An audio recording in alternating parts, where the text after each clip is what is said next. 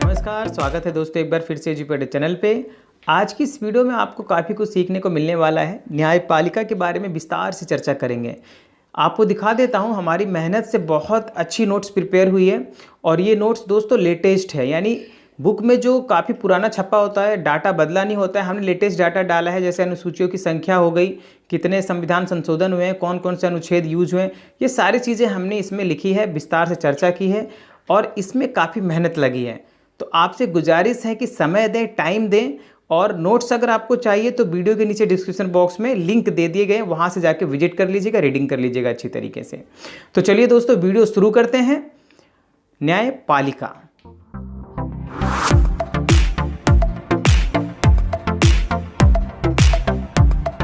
तो दोस्तों सबसे पहला सवाल यही है कि न्यायपालिका है क्या। तो न्यायपालिका सरकार का वह अंग है, ठीक है, एक अंग है क्योंकि 3 अंग होते हैं सरकार के, कार्यपालिका, विधायिका और न्यायपालिका। तो ये तीसरा अंग है, ठीक है, न्यायपालिका। भारत का सर्वोच्च न्यायालय वास्तव में विश्व के सबसे शक्तिशाली न्यायालयों में से एक है, क्योंकि ये स्वतंत्र है और सही मायनों में स्वतंत्र है। 1950 से ही न्यायपालिका ने संविधान की व्याख्या सुरक्षा करने में महत्वपूर्ण भूमिका निभाई है। न्यायपालिका मौलिक अधिकारों की रक्षा करके भारत में लोकतंत्र को मजबूत बनाती है। ध्यान रखिएगा कि यहाँ पे आपको एक बात समझनी है, जैसे अमेरिका में न्यायपालिका शक्तिशाली है, मजबूत है, ठीक वैसे ही भारत में मजबूत है। लेकिन भारत में न्यायपालिका को न्यायिक पुनरावलोकन की भी शक्ति है, यानी कि किसी भी कानून की संवैधानिक वैधता को जांच सकती है किसी भी समय। ओके, तो ये एक अच्छा पॉइंट है। और इसके साथ ही एक और इसमें बिंदु महत्वपूर्ण है, वो है जनहित याचिका। ओके, तो इन सब के बारे में हम नीचे चर्चा करते जाएंगे। तो जुडिशरी यानी कि न्यायपालिका क्या है, ये आपको पता चल गया। सरकार का एक अंग है जो स्वतंत्र रूप से कार्य करती है और न्याय देती है, मौलिक अधिकारों की रक्षा करती है। उसके बाद न्यायपालिका की स्वतंत्रता से क्या तात्पर्य है, आपने सुना अभी, जैसे कि मैंने कहा न्यायपालिका स्वतंत्र रूप से काम कर रही है देश में। इसका क्या मतलब है, आइए कुछ पॉइंट्स के द्वारा इसको एक्सप्लेन करते हैं। न्यायपालिका की स्वतंत्रता का अर्थ है सरकार के अन्य 2 अंग, विधायिका और कार्यपालिका, न्यायपालिका के कार्य में किसी प्रकार की बाधा नहीं पहुंचाएंगे, ताकि वह ठीक ढंग से न्याय कर सके। सरकार के अन्य अंग न्यायपालिका के निर्णय में हस्तक्षेप न करें। और ऐसा ही होता भी है, क्योंकि कार्यपालिका अपना कार्य करती है, विधायिका अपना कार्य करती है, न्यायपालिका अपना कार्य करती है। न्यायाधीश बिना डरे और बिना भेदभाव के अपना कार्य कर सके, सही तरीके से न्याय कर सके, इसलिए इसको स्वतंत्र रखा गया है। न्यायपालिका का स्वतंत्रता का अर्थ यह नहीं है कि न्यायपालिका स्वेच्छाचारी है। इसका मतलब यह है कि न्यायपालिका अपनी मर्जी से कोई निर्णय नहीं लेती है। अकॉर्डिंग टू कॉन्स्टिट्यूशन, यानी संविधान के अनुसार उत्तरदायित्व तो रखती है और संसद के प्रति, या फिर यूँ कहें जनता के प्रति जवाबदेह है, संसद के प्रति नहीं, सॉरी, जनता के प्रति जवाबदेह है न्यायपालिका। यह देश के संविधान, लोकतांत्रिक परंपरा और जनता के प्रति जवाबदेह है।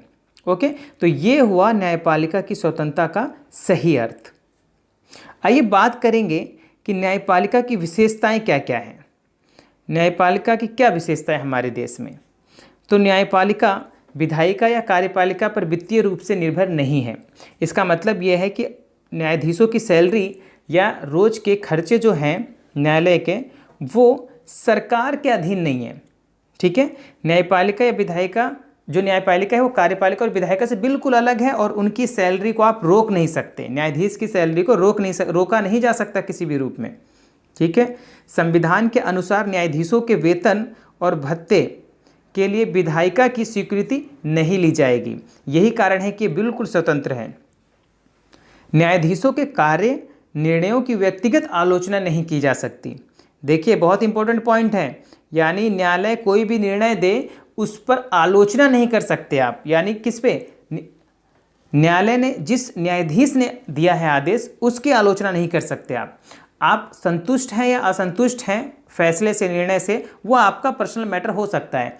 लेकिन अब मौखिक रूप से या सार्वजनिक रूप से आप किसी भी न्यायाधीश की, किसी भी जज की व्यक्तिगत रूप से उसके ऊपर कुछ कह नहीं सकते आप, ठीक है। अगर कोई न्यायालय की अवमानना का दोषी पाया जाता है तो न्यायपालिका को उसे दंडित करने का अधिकार है। इसका मतलब ये होता है कि न्यायालय की बात अगर कोई नहीं मानता है, चाहे वो सरकारी ऑफिसर हो, कर्मचारी हो या फिर कोई व्यक्ति हो, देश का कोई नागरिक हो, उस पर अवमानना के तहत दंड दिया जाएगा अगर वो न्यायालय की बात नहीं मानता है तो। संसद न्यायाधीशों के आचरण पर केवल तभी चर्चा कर सकती है जब वह उनको हटाने के प्रस्ताव पर विचार कर रही है। ध्यान रखना इस बात का। और वो हटाने का प्रस्ताव क्या होता है? वो होता है महाभियोग, जो हम चर्चा करेंगे आगे। ठीक है।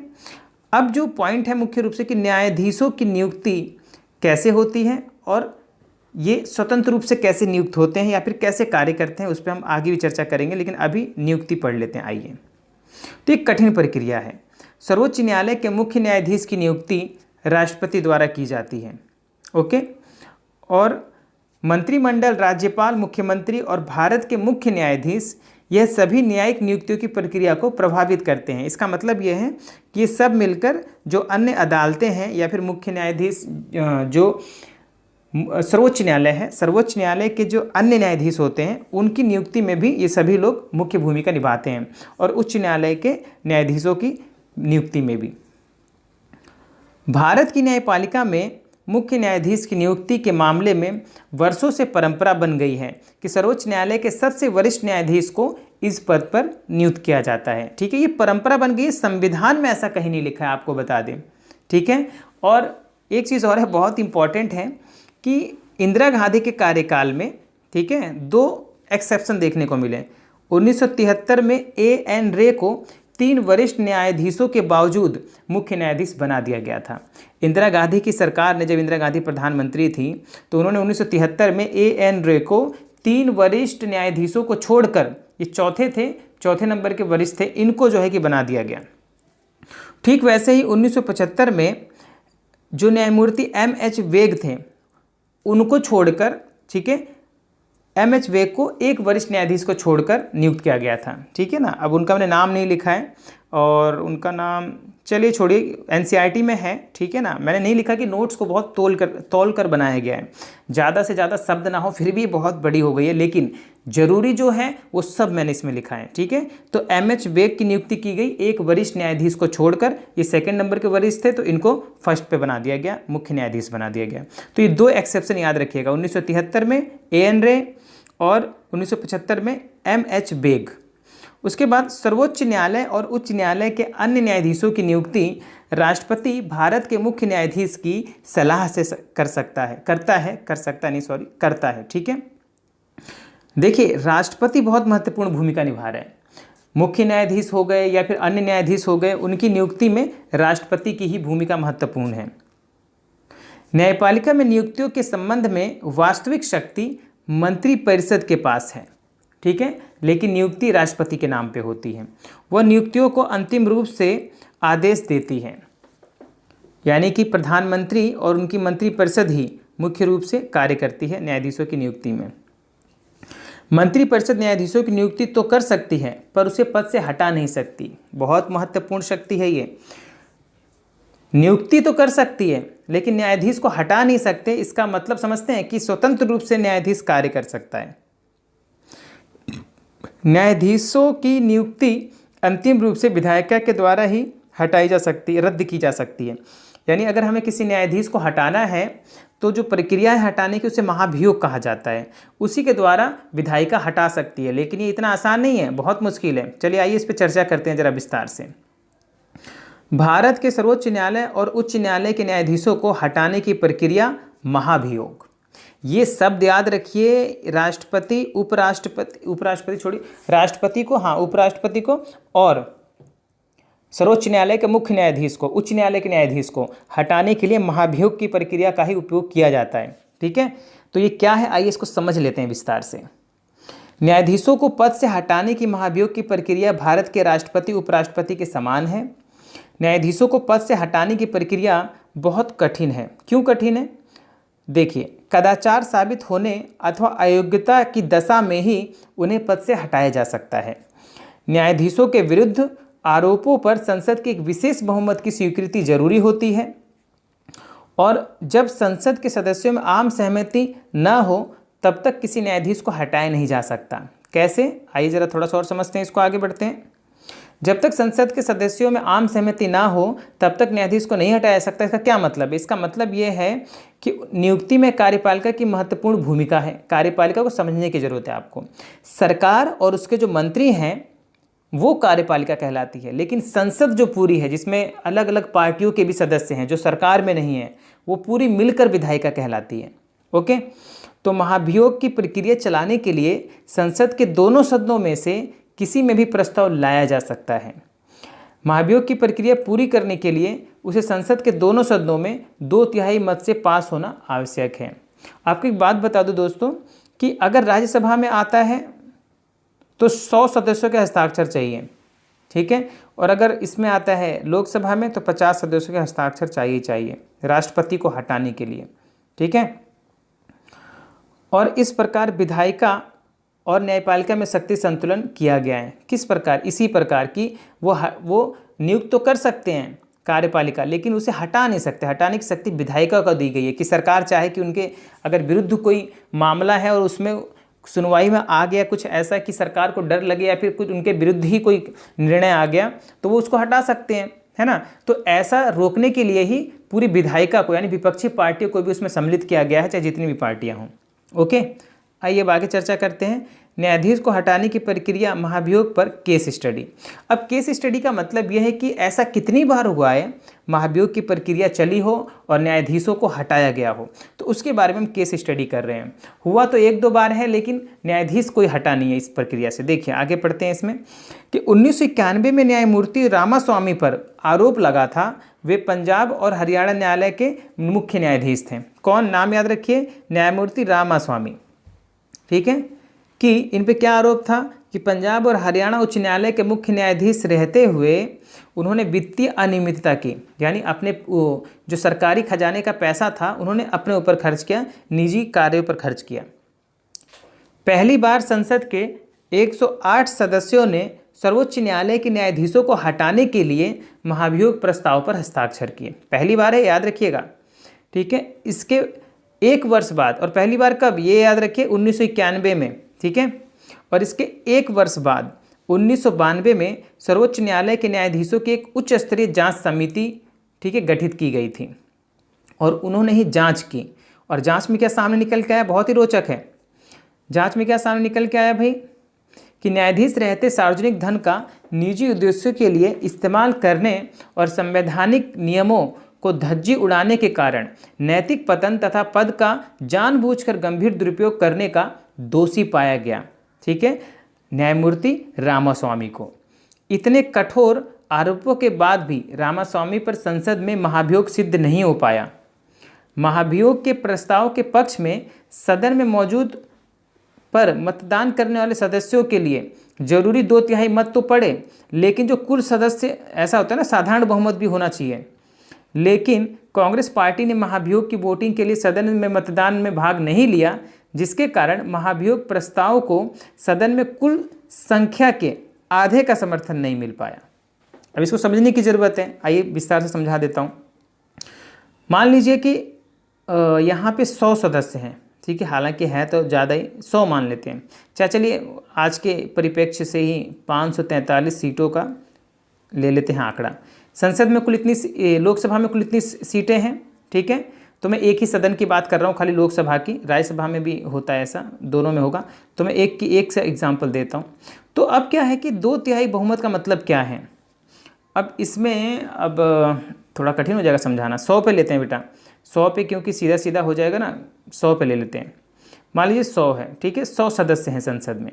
अब 100 सदस्यों में से साधारण बहुमत अगर हम देखें, साधारण बहुमत की बात कर रहा हूँ, तो वो क्या होगा? वो होगा 51 सीट, ठीक है। अब विशेष बहुमत की बात करेंगे तो 2/3 मतलब 2/3, ठीक है, मल्टीपल 100, ठीक है। तो लगभग 67 सीटें आएंगी। कितने आएंगी? 67 मान लीजिए, 66 या 67 मान लीजिए, कुछ भी कह सकते हैं, क्योंकि पॉइंट में आएगा। इसको और अच्छे से समझने के लिए ये लीजिए, मैं ऐसे कर देता हूँ, ठीक है। 45 सीट होगा। अब देखिए, अरे 45 कह रहा हूँ, सॉरी ज़्यादा समय खा गया मैं। देखिए 99 सीटें मान लीजिए, और 50 सीट। देखिए 99 का आधा क्या होगा 49.5, तो 49.5 नहीं मानेंगे, पूरी सीट लेंगे तो 50 सीट हुई साधारण बहुमत। ठीक है, अब 2/3 बहुमत अगर निकालेंगे, 2/3 बहुमत इसका 2/3, 2/3 का मतलब होता है 2/3, तो वो आएगी 66 सीट्स। ठीक है, तो मौजूदा जितने सदस्य हैं, अब ध्यान रखना है, ये तो आप समझ के 2/3 का मतलब साधारण बहुमत कितना था 50। अब इसको ध्यान में रखिएगा। अब देखिए 99 सदस्य कुल सदस्य संख्या है, लेकिन मान लीजिए कि संसद में जिस दिन मतदान हुआ उस दिन 90 लोग ही मौजूद थे। कितने? 90 सदस्य। अब 90 सदस्यों में से 2/3 बहुमत तो होना चाहिए, चाहे मान लीजिए 90 भी नहीं और कम हो गए, और कम का मतलब मान लेते हैं 60 ही सदस्य थे उस दिन। ठीक है, 99 होने चाहिए लेकिन 60 ही थे। ठीक है, अब इसका 2/3 तो होना ही चाहिए, जितने लोग मौजूद हैं मतदान करने के लिए इसका 2/3 होना चाहिए। जब आप इसका 2/3 निकालोगे तो 40 आ जाएगा। ठीक है, आई बात समझ में? अब देखिए कितना यहाँ पे रोचक तथ्य आपके सामने आने वाला है कि 60 का आपने 2/3 निकाला तो 40 आया, लेकिन कुल सदस्य संख्या साधारण बहुमत क्या है? साधारण बहुमत है 50। तो 2/3 बहुमत जो मौजूदा सदस्य थे उसका 2/3 बहुमत होने के बावजूद वो 50 का आंकड़ा नहीं छू रहा है, यानी कि कुल सदस्य संख्या का साधारण बहुमत नहीं छू रहा है, इसीलिए ये प्रक्रिया रद्द मानी जाएगी। समझ में आ गई बात? और अगर यही मान लीजिए, अब देखिए मैं इसको सही करके भी दिखाता हूँ। अब यही मान लीजिए कि 90 था और कुल मिला के 80 लोग मौजूद थे। ठीक है, 90 था और 80 लोग मौजूद थे, और इसका अगर आप 2/3 निकालोगे, 80 का 2/3 निकालो भाई। अब इसमें फिर 3 का पंगा पड़ गया, चलिए कोई बात नहीं, 3 से भाग दे दो 80 को, तो 2 दूनी 6 और 3 छक 18, इतना 26 माइनस कर दीजिए 80 में से, 2 से गुणा कर दीजिए, इसमें सिंपल सी बात है 52। अब देखिए 53 मान लीजिए, क्योंकि पॉइंट में समथिंग आएगा। ठीक है, तो मान लीजिए 52 या 53 सीट आ गई, तो ये साधारण बहुमत कितना था भाई पूरे सदन का 50, और अभी कितना आ गया 52 या 53, तो 50 क्रॉस कर गया ना, तो महाभियोग की प्रक्रिया पूरी हो गई। तो इस तरीके से मैंने आपको कोशिश की कि अच्छी तरीके से समझा पाऊँ। तो ये थी पूरी महाभियोग की प्रक्रिया। ठीक है, तो आप जानते हैं कि महाभियोग की प्रक्रिया को तभी पूरा माना जाएगा जब उसमें विशेष बहुमत के द्वारा पारित किया जाए और सदन का साधारण बहुमत वो होना चाहिए। ठीक है, तो ये तो थी महाभियोग की प्रक्रिया। तो वीडियो काफ़ी लंबी हो गई है, तो इसलिए इसको एक पार्ट में हम यहीं छोड़ते हैं, और अगले पार्ट में अब जो है हम आगे की प्रक्रिया को देखेंगे। ठीक है, तो मिलते हैं नेक्स्ट वीडियो में, तब तक के लिए थैंक यू, बाय बाय, जय हिंद, जय भारत।